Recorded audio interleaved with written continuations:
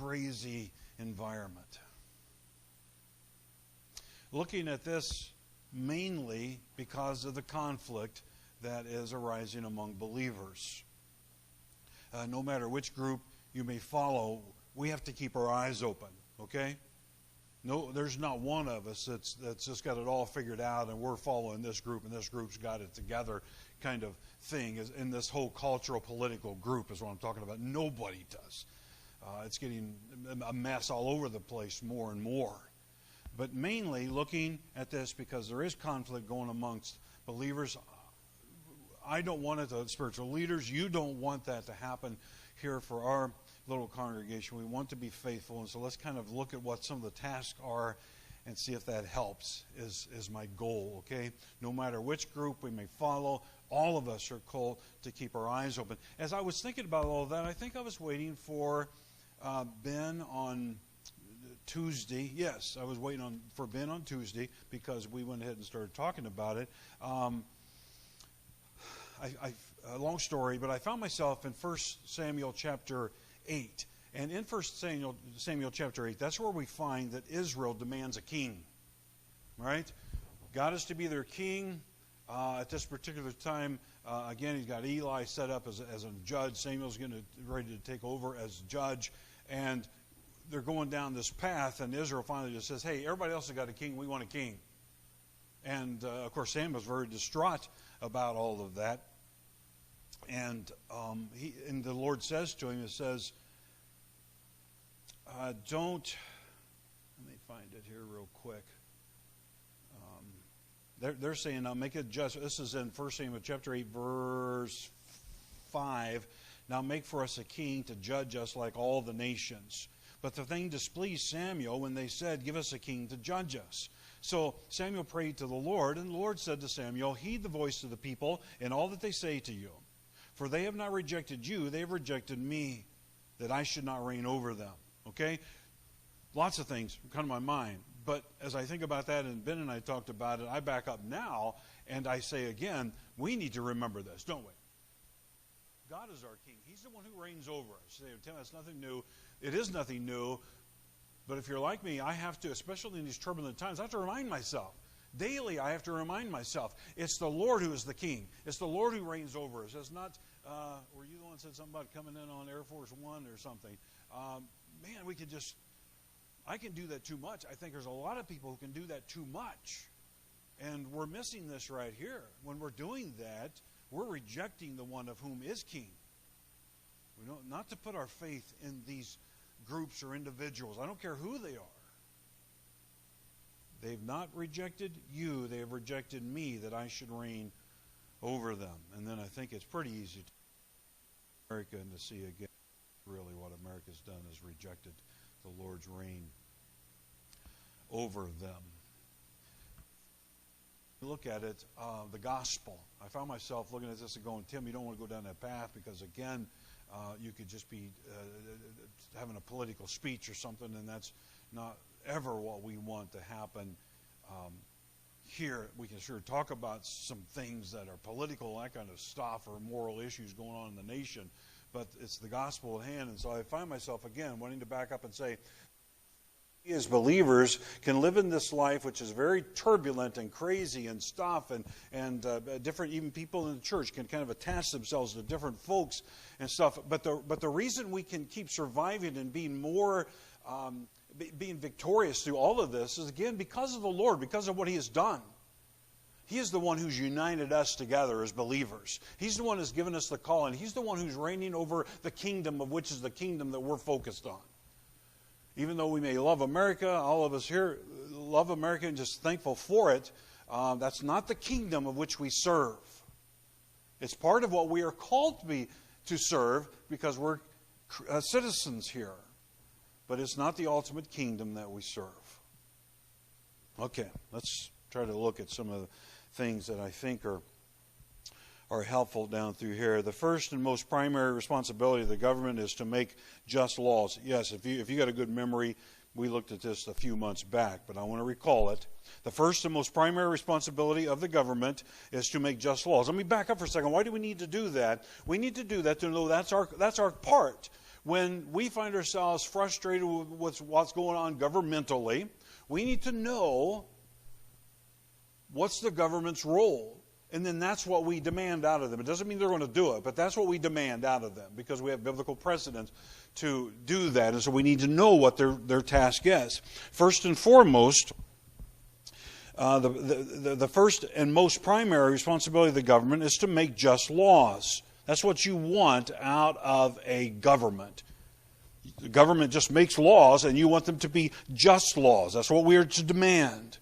And that's what we're to vote for, is just laws. And then uphold those laws. We want the government to make them. We want them to uphold them. We want them to punish the law breakers when the laws are right and just. And to put it positively, government's God-given task is to protect life and the possessions of its citizens. There's really just two things that the government's called to do. And back, I remember when I shared with this before, I tried to drive home the fact the government's got its hand in a zillion other things. And if it would just do these, it would be fascinating. Make just laws, uphold those laws, punish those who break the laws, and protect the life and possessions of its citizens. That's what it's called to do. Whenever obedience to man is inconsistent with the obedience to God, then disobedience becomes our duty as Christians. Every way that we can obey the government, we are to do that. Bend over backwards to obey the government. Even when it raises taxes beyond what we want them to do, or do some of the things that it can do, we are, again, to submit ourselves to the government. But whenever obedience to man is inconsistent with the obedience of God, then disobedience not only becomes something we might have to think about, it's our duty then to do it at that point, when the government is telling us to do things that are against that. Let me do this real quick. R.C. Sproul mentioned that, and I thought we have them here. There is some kind of a rule or law or something in America about flags, so that when you raise a flag, you're to raise the American flag on top and then others underneath. Or the way that, and we do have it set up right here apparently, this is set up in a particular way. This is set up so that the speaker at the right hand, and the right hand is that place of authority, is to be the American flag. Now, before we get all out of shape and crazy and think, Tim's gone off the deep end now because he's thinking that we as the church just absolutely submit to the government. I'm not saying that. I've just made that very clear. But the United States says that when you're doing things, we have it set up like this, or when you have them on a pole, the flag comes first. And for us to have the Christian flag over here is not for us to act as though the government is top. It is simply, this is kind of a visual aid statement for the church to say, the powers that be are ordained of God, and we are to submit ourselves to them. Period. They're not the final submission. They're not the final authority. But this is kind of a visual aid of the fact that the government has its civic duties to do, and we as the church, when they're doing their civic duties, are to submit to those civic duties. That's the way God's designed it, and that was the purpose in all this. I don't think there's any way that the Founding Fathers saw anything more than that except that. So last week we were talking about abortion. I want to think about the relationship with the church to the state. The founding pilgrims, founding fathers, even before the founding fathers started putting constitutions and stuff together, as pilgrims started coming over here, they started coming simply to escape religious persecution. They wanted to be able to worship freely with liberty to do that, because what happened where they came from, a religion was established and took over. And that religious government started telling people what to do when it was in contrary to their personal beliefs. You know, it drives me nuts when people want to say, well, the church just wants to take over and make the government Christian and all those kinds of things. I hope we're ready to say, no, we don't want to do that. That's not how America was set up. America was not set up to be a Christian nation. It was never set up to do that. It it embraced, logically, it embraced many Christian principles because they were just smart enough to know that that's how you live well. It wasn't intended to be a Christian nation. It was intended, I think you could say, and any of you get me afterwards and correct me, I think you could say very easily that it was intended to be a theistic nation, meaning a nation that acknowledged a God. Because you had all different kinds of people in the Founding Fathers. Some of them were just deists and all kinds of people mixed up in there. But they did understand that what they were putting together had to be held together. It wouldn't hold together once you didn't have religious, God-fearing people. That doesn't mean Christian necessarily, but religious, God-fearing people. If they weren't driving the train, the American experience would fall apart. It would just fall apart. How we were putting this together, the Founding Fathers says. Let me listen to this quote here. You may have heard it before. I looked it up again. There's a story, I don't know if it's true, but you've heard it probably as well. There's a story often told that upon exiting the Constitutional Convention, there was a lady, I think Mrs. Powell, I think is what the story says her name was, came up to Benjamin Franklin and said, what did you come up with? I think that, I didn't write that part down, but I think it's a case of, what did you come up with? A republic or a monarchy? This lady asked. This is how the story goes. Asked Benjamin Franklin as he was coming out of this Constitutional Convention.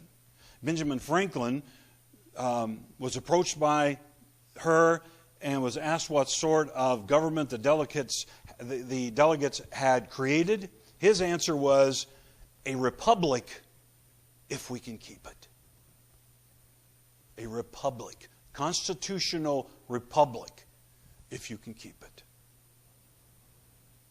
Because it can be so easily dismantled. But that's the ground. If you're going to have people who are able to live free and with liberty, as the Scripture would have us to understand it, then that's not perfectly, but that's how America was grounded. And if you start taking God away from it, it just does what we see it happening right now. So I don't want to try to get political. I just want to try to say, we as Christians know these things here. There's a few things I think we can know to where as we're walking through this world, we can keep love for one another paramount because we understand what we're here for, who we are, and the environment in which we live. And when it comes to the government, we best understand what the government's task is to do. Doc, would you mind grabbing my water over by my briefcase? Thank you. So the Founding Fathers were escaping religious persecution. Religious persecution. They were trying to drive home and establish a religion, and the Founding Fathers didn't want that. So let's not think that somehow they came over here and said, well, let's establish a church, a government based upon a religious, congregational, denominational approach. That's not what they were intended to do.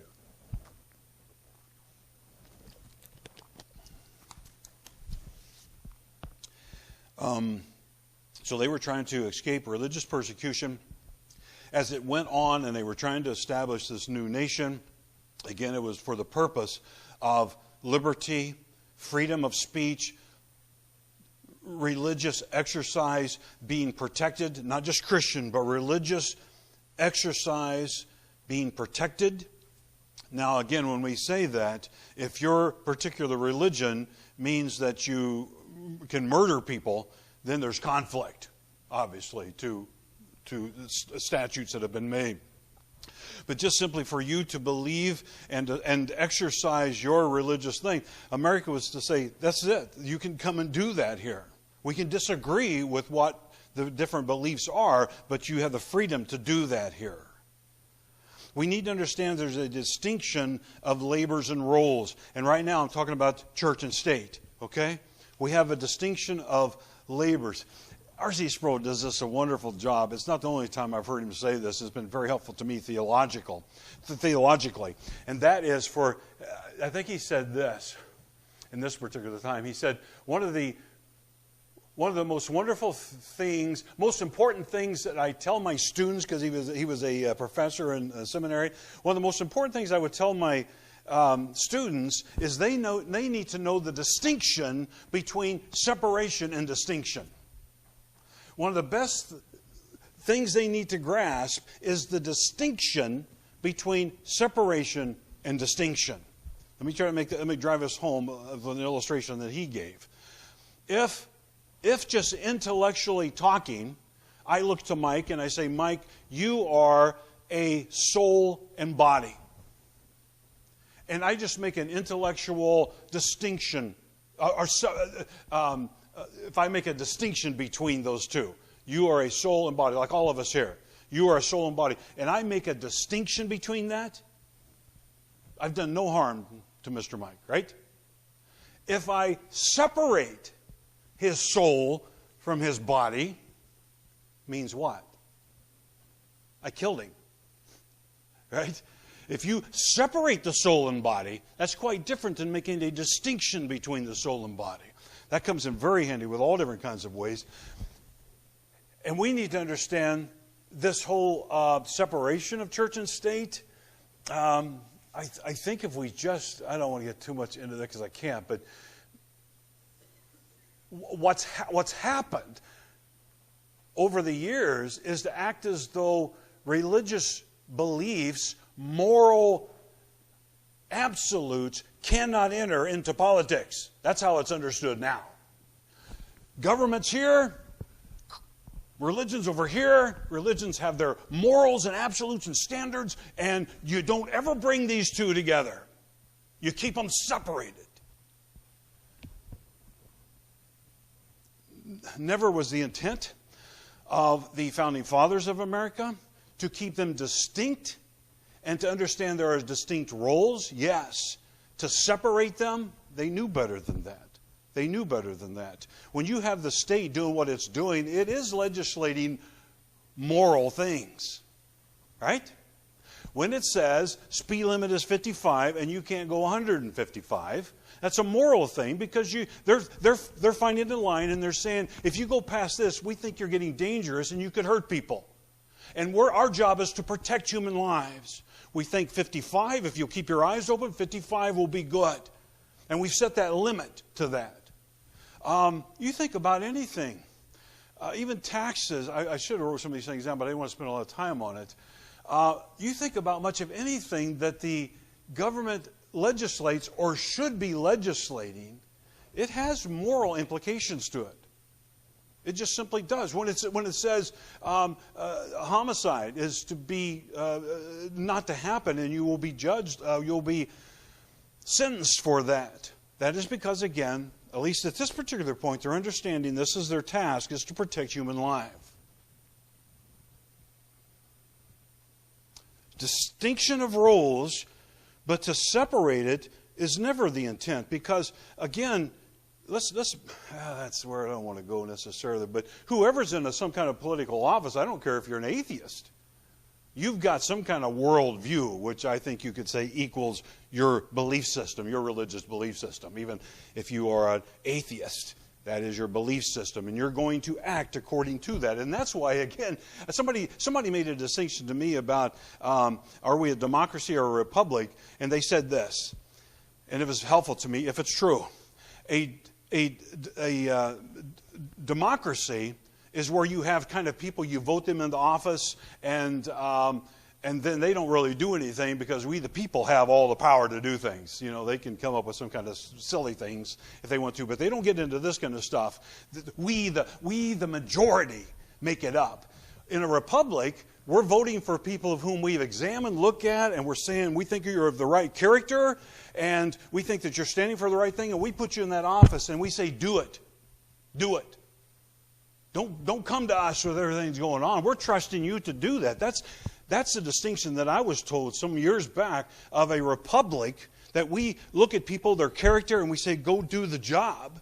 And you don't have to report to us at every turn, where a democracy is, again, that the people, the majority, are the ones who kind of run things. And if we're thinking much at all, we do not want a majority to be the ones running. We need a constitutional republic. Here is the guidelines. And whether you are a minority or the majority, you have to obey these things. This is the framework that you have to fit into. That's liberty, isn't it? That's freedom. That's wonderful. That's what people flooded to America for.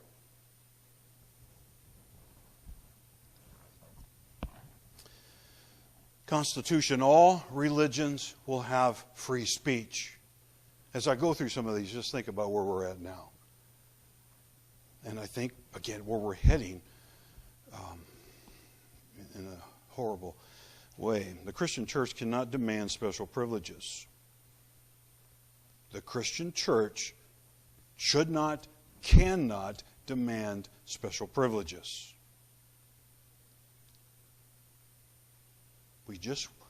Our desire is for the freedom for us to live out our Christian faith and to share with other people and to dialogue the difference between this is what we believe, this is what you believe, it's different here, and we'd like to dialogue about it and have that kind of ability to have free speech. The Christian church cannot demand special privileges.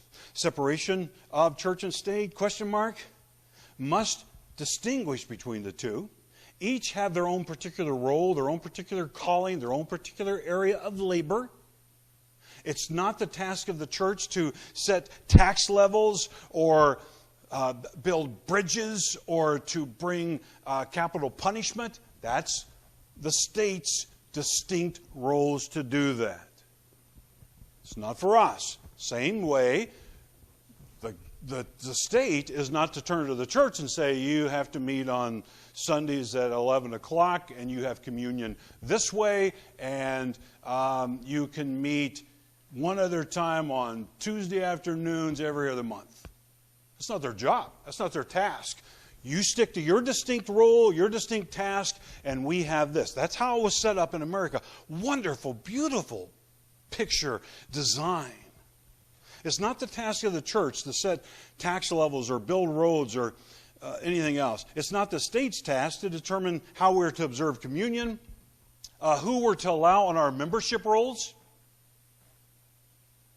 How is it that we have so twisted that to where it's going to, if it keeps going down the path that it is, that we can't have distinctive Baptist beliefs, and if you want to be a member here, you have to say, I agree with those. Or I at least understand what it is, and I'm not going to buck against them.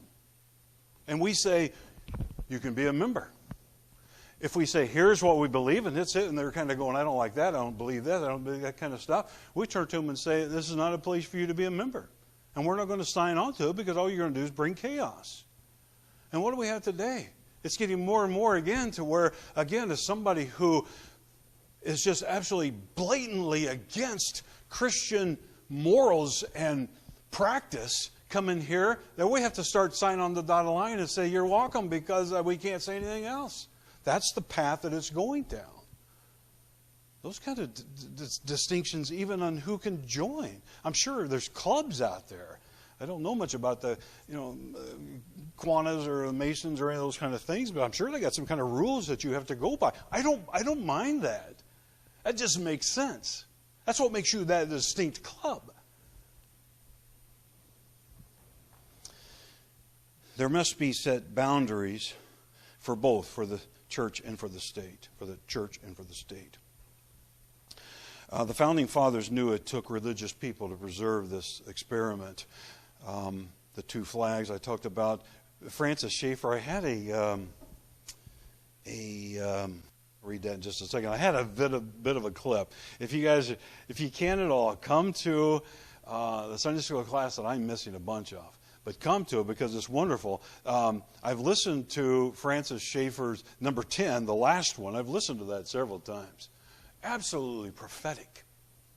Absolutely prophetic. I cut out it kept getting bigger, and it was almost a 5-minute video, and I didn't want to do that to us. But if you come when session 10's happening, you can see the whole thing.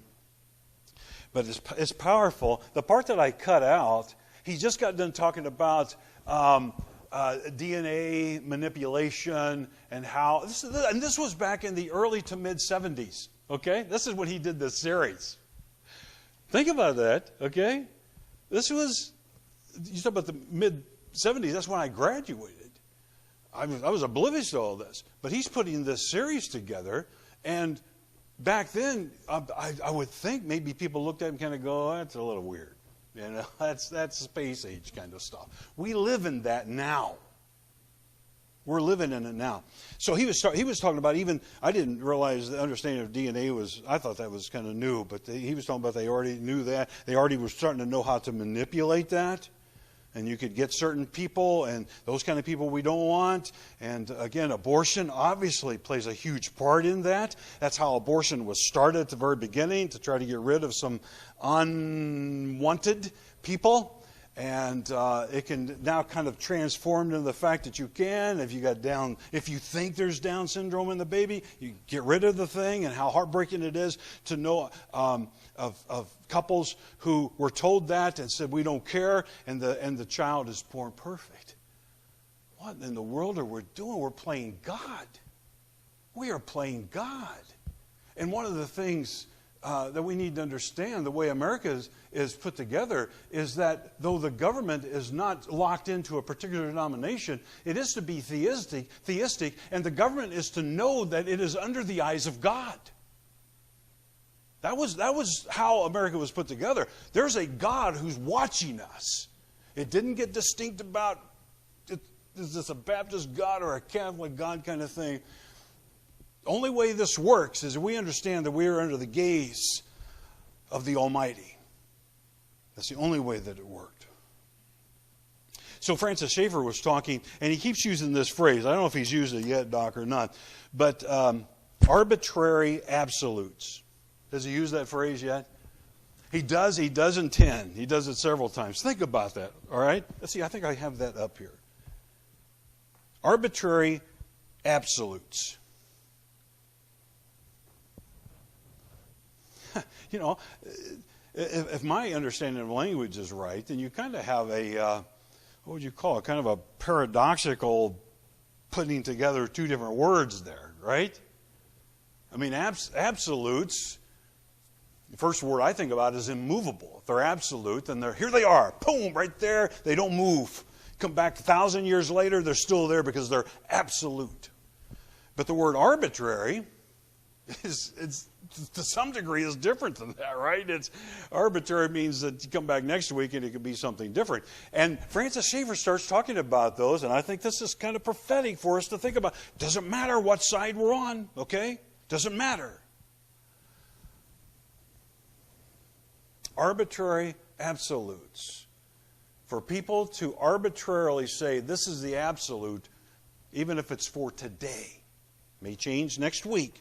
But today, this is the absolute. It's arbitrary. We can't explain it. It's not outside of us. It's not set upon something that's the same for all of the millennia of life.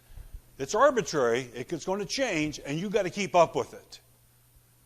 And he was just pulling together all the pictures of that. So he's talking about abortion, and again, how even back then, he was saying, you know, there's people writing books saying, this is what we can do with this. This is what we can do. We can get rid of all kinds of things by just manipulating, by abortion. We can start getting rid of all kinds of things as we get into DNA and start tweaking them. I don't know if it was you, Doc, or somebody was talking about again. If they start doing that, we have no idea what down the road could possibly happen. I mean, it could be monstrous what they might be.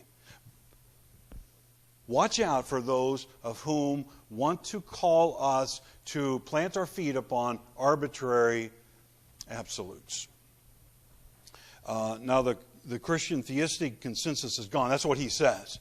He says once the Christian or the theistic consensus is gone in the nation, talking about America in particular, once that's gone, then somebody's going to come along with arbitrary absolutes. And as somebody has said, probably Doc again, he is always just helpful to me. But somebody along those lines was talking about how once you get rid of absolutes, or you could say it different ways, but I'll say it this way. Once you get rid of absolutes, then the ruling thing is whoever's got the biggest stick. If you don't have a constitutional format, standards of which you say this is what we submit to, and you jettison that, then power goes to whoever's got the biggest stick. It's bound to. Only choice that it has. When humans become more or less than human, when they are no longer humans, they are seen as machines. This is kind of stuff that Francis Schaeffer says in the thing. When humans become more or less than human, that's interesting. How can humans become more than humans? My first thought is, I don't know what he's getting at. But my thought is, again, you can almost kind of start attributing godness to humans become a little more than human. We've actually got some essence of God in this kind of stuff, you know. Making humans more than that, making humans less than that is, again, that we're just kind of machinery. You know, we're here and gone. It doesn't really matter. You might as well just live for all the gusto you got because there's no eternity. There's no judgment at the end, nothing. Human, come on, we're just kind of functioning here the best we possibly can, and then we just go off the scene. That would be, to me, the idea of humans becoming less than human. When they are no longer humans, they are seen as machines, things to be manipulated, controlled, DNA changes, genetics. What I had on the video was interesting, especially, again, it's prophetic to me. I'm going to tell you, I hope I don't forget, getting ready to tell you this, but it doesn't matter which side you're on, okay? It doesn't matter. I'm saying that to every believer that might hear this. It doesn't matter what side you're on. We, as Christians, have to be careful and slow. The clip I was going to show you from the number 10, from the Francis Schaeffer thing, he says, watch this, of the role that media can play. And so they intentionally set up a riot kind of thing out on the street. And the first clip is from this angle behind the protesters. And the narrator is saying it from that perspective. Here's just some very peaceful protesters coming, and they run into a mob of cops, and the cops are just out of control, and they're trigger happy. All right? The picture, the video, they're behind the protesters, and they're going toward the cops, and the cops got guns, and the narration starts going along the way to where if that's all you had, you'd go, man, the cops are out of control. These people are just nice people trying to protest something. And on purpose they did this. They also had a camera on the other side. It was behind the police. Right? And you see the police just kind of being police and doing what police do, trying to bring some peace. And you see the protesters throwing junk at them, hitting them, knocking them down, that kind of stuff. And the narration was, here's a bunch of thugs that need to be dealt with. That was the narration going on in this TV scene. And he was just making this simple point here that how we are fed information makes a big deal. And so we've seen that. The reason I thought it was very prophetic, we've been seeing that. What are we to do as Christians? Let's make sure we don't hop on the bandwagon with anybody immediately. No hopping on the bandwagon. We back up and we say, I don't know much about the story. If you want to, we can kind of look into the story together. Something. But to just say, you know, it's kind of like the George Floyd guy. For example, again, you know, the way we were fed that at first was a no-brainer. And there's a sense in which I think every American was looking at that kind of going, well, that seems pretty obvious. And it was a very good time, I would have thought, to have kind of brought unity, but it brought division. Think about that. Everybody was saying that was wrong. Well, as we've dug into the whole thing, we found out there's a whole lot of differences going on there. A whole lot of things that we weren't being told about at all. So what should we do with that? We back up and we don't make any judgments immediately. We can't do that. Not on one video. God help us from being that kind of silly people. So, I don't know. I'd have to see more than that. That's how we are to react. Calmly, not jumping on bandwagons kind of stuff. The state is under God, under His eyes. Theism, not Christianity. Without theism, it's chaos. Even theism, okay? I'm not saying Christianity. I think this is right to say about the founding fathers of America. They were theistic. They believed that there was a God, and we were answerable to Him. And so we needed to do what was right. What we have today is the state being a law unto itself.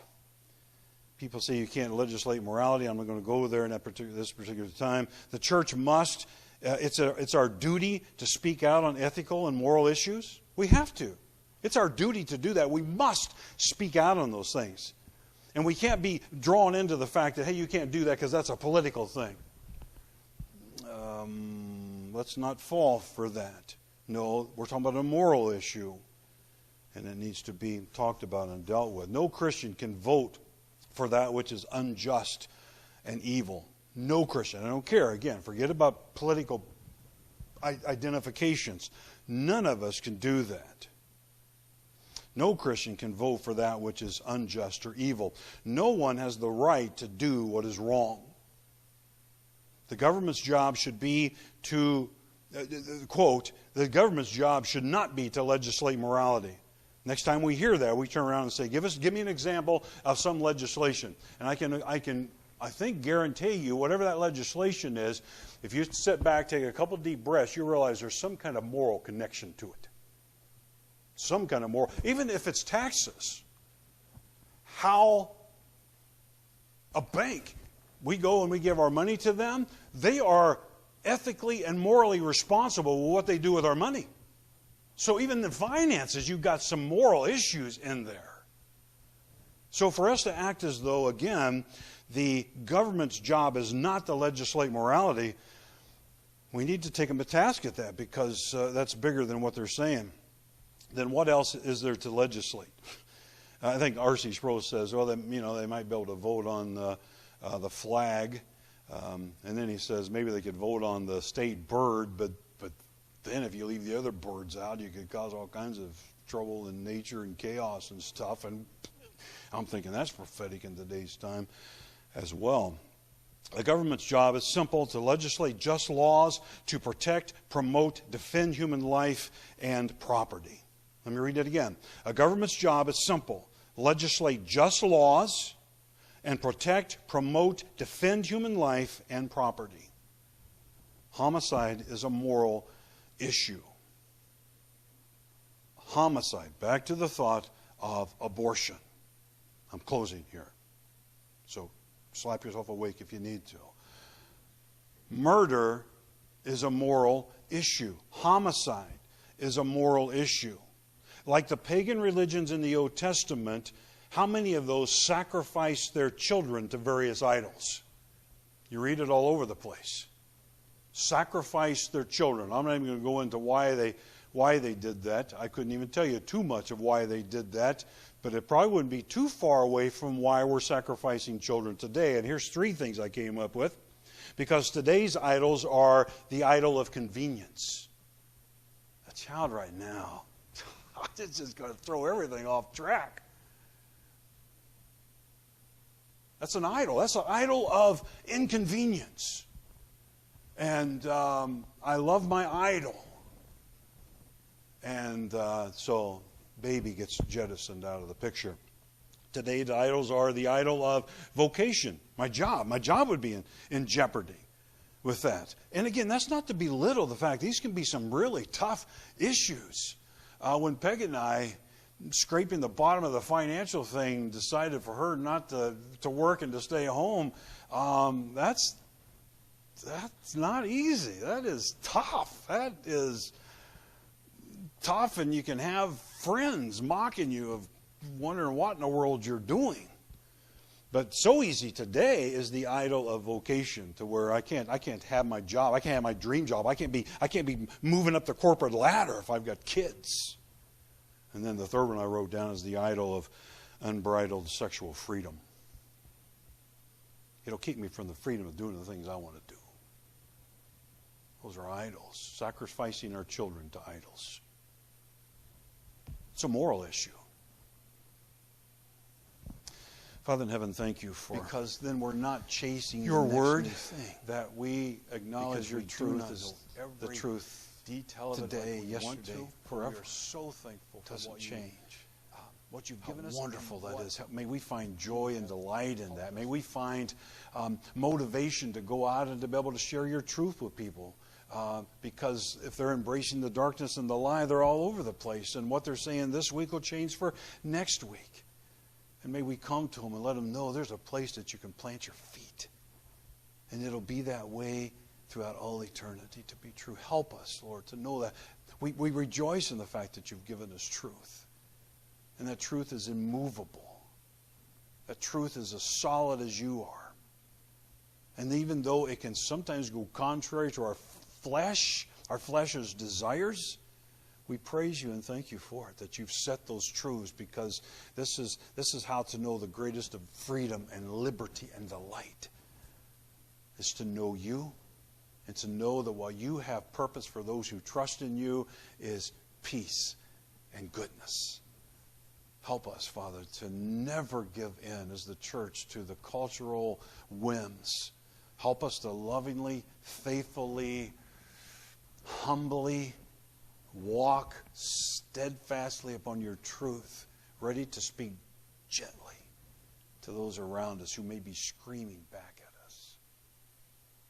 May we be speaking truth to them, and especially the truth of how they can be made, their relationship with God can be mended, that their whole slate, like all of us have, a slate of wickedness, can be washed completely clean.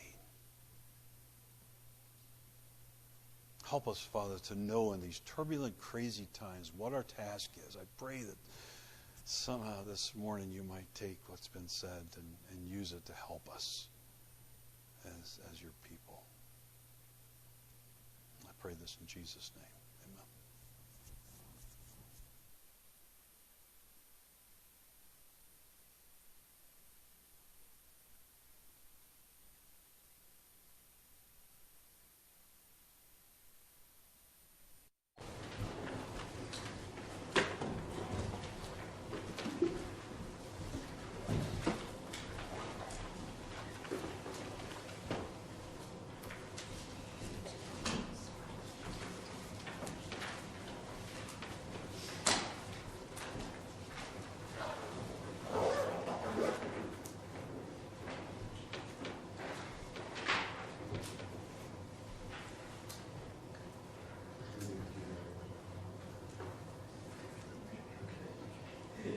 Everybody to stand.